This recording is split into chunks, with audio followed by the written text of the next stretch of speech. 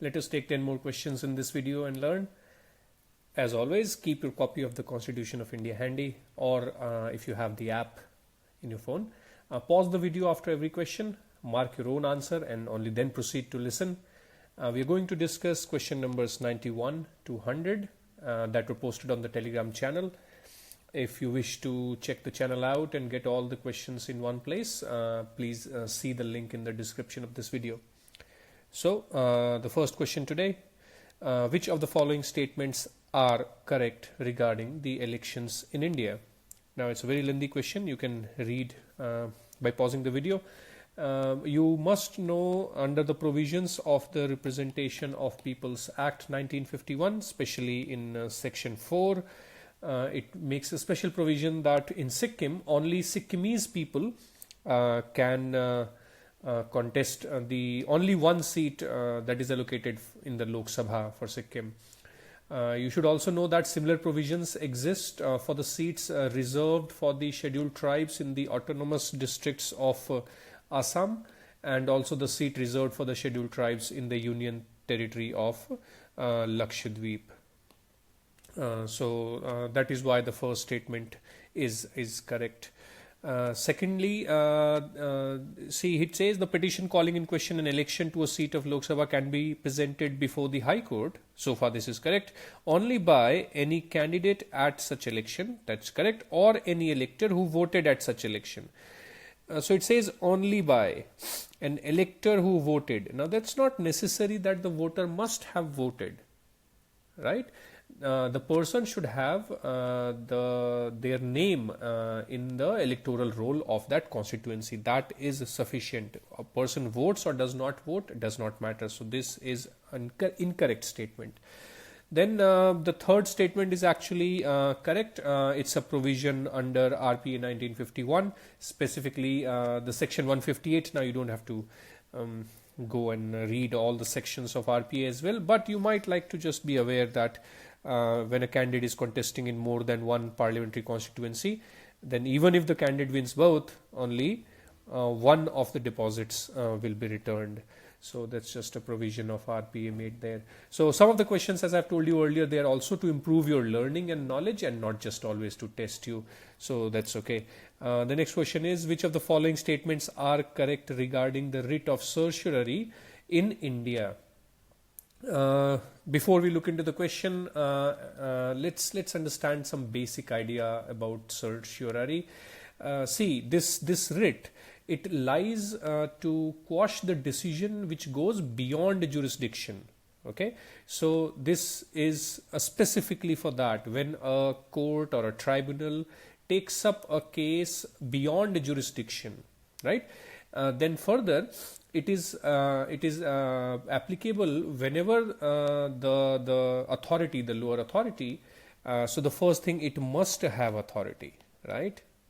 And secondly, it is determining questions affecting rights of the subjects, right? There must be some question of rights also involved, and it has a duty to act judicially. Okay, so it's for judicial processes. It could be other kind of extra, quasi judicial bodies also, but there must be a duty to act judicially. So there must be an authority to vested through the law.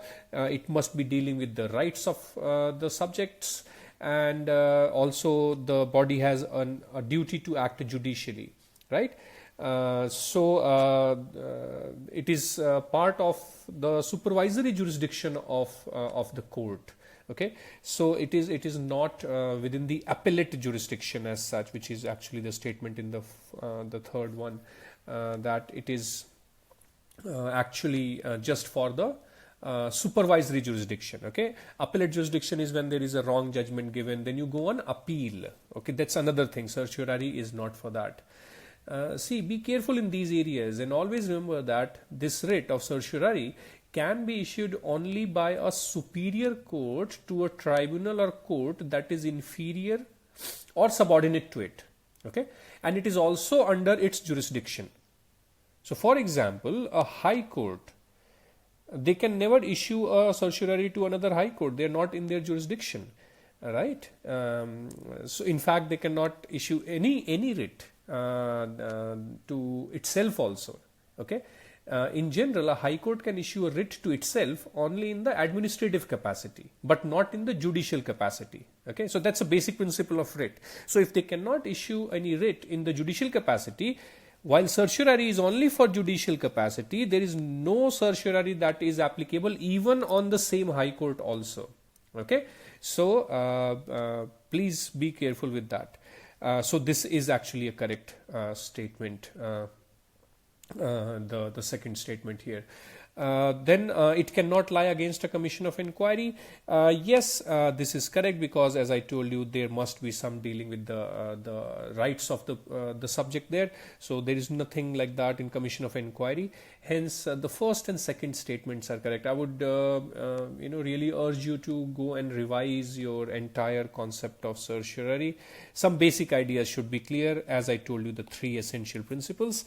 More than that is really not required for at least the UPSC civil service exam. Okay, so if we move on to the next question regarding the office of the Speaker of Lok Sabha, which of the following statements is or are correct? Okay, so I'll ask you, before you answer this question, you may quickly go to Article 93 and Article 94 of the Constitution. Just go and read these 2 articles, will tell you a lot about the office of the Speaker. And you will see it's written very clear that the Speaker is chosen. It is chosen by the members of the House. Okay, so this is generally done by the means of an election. Okay, so as such, there is no pleasure of the President, or for that matter, no pleasure of any other office here.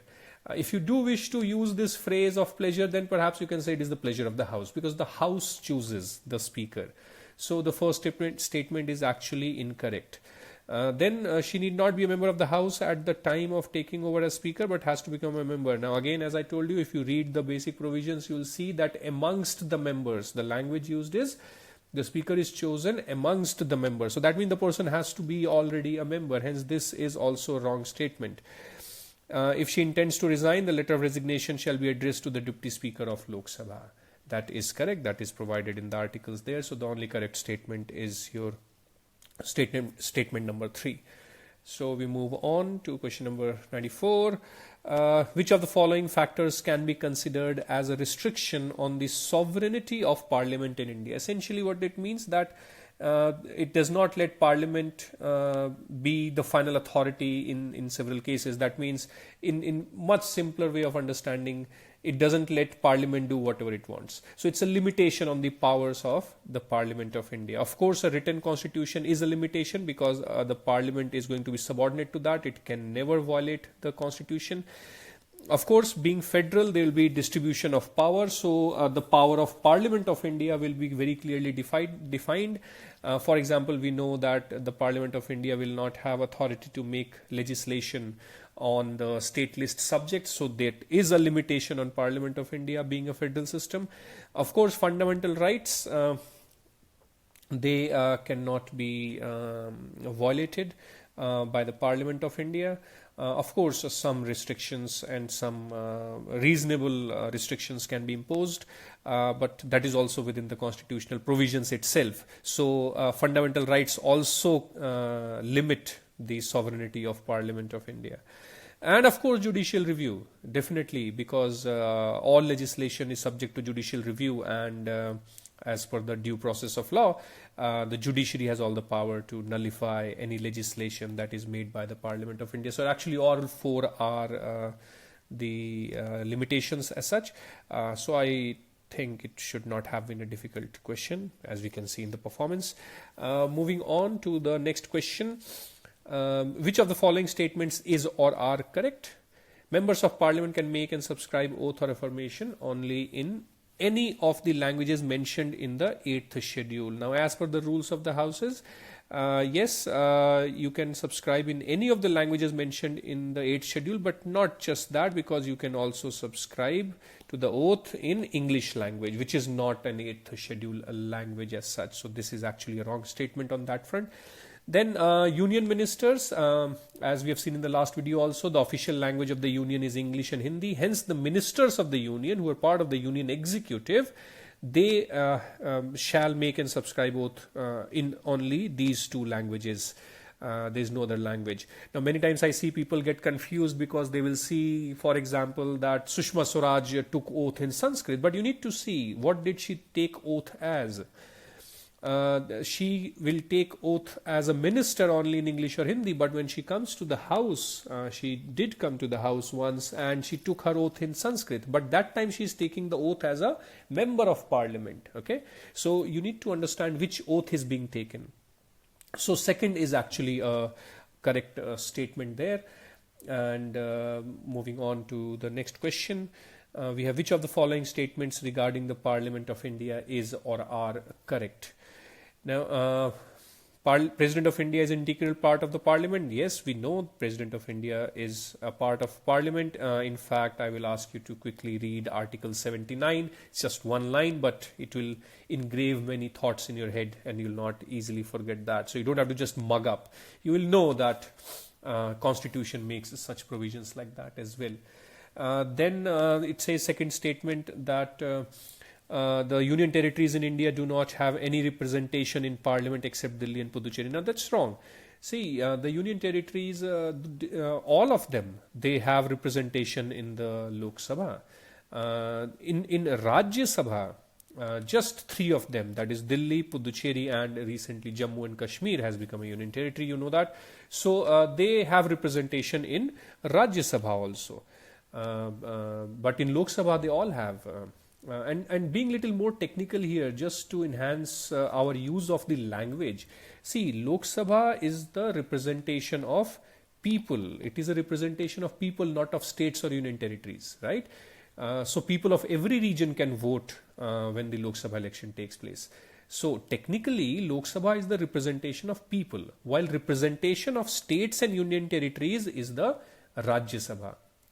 See, at the root of every house, it is people, but the philosophies are slightly different. So just make sure you understood that point. So this is actually a wrong statement. And then Rajya Sabha has a term for 6 years. We know Rajya Sabha is a continuous body. It's a permanent house. There is no term. It is the term the members of Rajya Sabha have, right? Where it says that 1/3 of the members shall retire every 2 years. So which indirectly gives them a term of 6 years. But Rajya Sabha is a continuous body. It does not have any term. So the third statement is also correct here.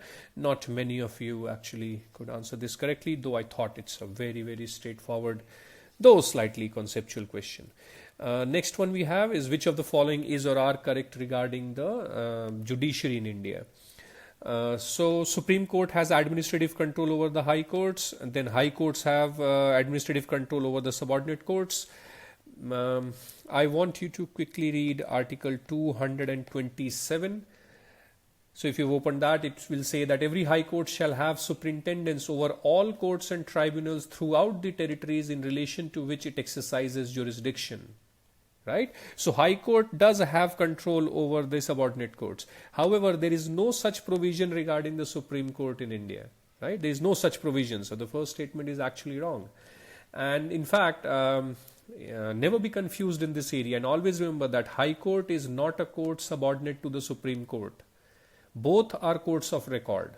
Yes, the Supreme Court is placed vertically over the High Court. And some of the provisions of the Constitution assign a superior role to the Supreme Court.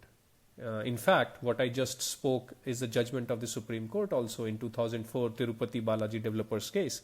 But just make sure these kind of confusions don't arise in your head in the exam in terms of the principles with which these two courts are there in India. Next one is, in an election, if there is an equality of votes polled in favor of two or more candidates, which of the following statements is correct as per the Representation of People's Act 1951? The correct answer, anyway, you know that it is the returning officer who shall decide by a lot. That means by a lottery. So usually what you will see happens is that the returning officer will toss a coin if there are two candidates. Rarely when there are more than two candidates who get equality of votes, then there is actually a draw of lot made and the returning officer then just picks up the final name. So the idea is that when it's so much of luck, then let the luck only will decide the final returned candidate there. This is given in RPAS. This is in section 65 of RPA 1951. You should just be aware of this provision. That's all. Next one says, which of the following statements is or are correct? Let's see the statements. No procedure has been laid down in the Constitution of India for removal of governor. That's correct. There is no procedure as such. It just says governor holds office during the pleasure of president, but there is no procedural requirement to be completed, steps to be completed. For example, to remove a judge of Supreme Court, you have a procedure defined. Here there is no such procedure. So actually this is a correct statement because there is no procedure there. Then in a union territory having a legislative setup, the CM is appointed by the Lieutenant Governor on the basis of majority support in the legislature. See, understand one thing. A union territory is nothing but a union's territory. Okay, it's the territory of the union itself. And president is the head of union executive, and that way also of the union territory executive. Okay, so not just the union but union territory executive also. So all powers of appointment, removal, other responsibilities of the Union Territory Council of Ministers are with the President of India, very similar to the Union Council of Ministers. Yes, you may not see it as you would see the Lieutenant Governor, but essentially it is all the powers of President of India. Lieutenant Governor is just the face, for example, to administer the oath to the Council of Ministers. So now we confused. This is wrong. Judges of the High Court of a state are appointed by the governor of the state. Now that's not correct. They are also appointed by the president only. I have asked you already to read Article 124 for Supreme Court and Article 217 for the state high courts. So please read 217 if you have not read that earlier. Some provisions there will help you understand many things. Very simple idea. High court judges are appointed by President of India. Okay, so this is actually a wrong statement. Then the fourth one says that governor is the final authority to decide if any question arises whether the governor is required to act in discretion on a matter.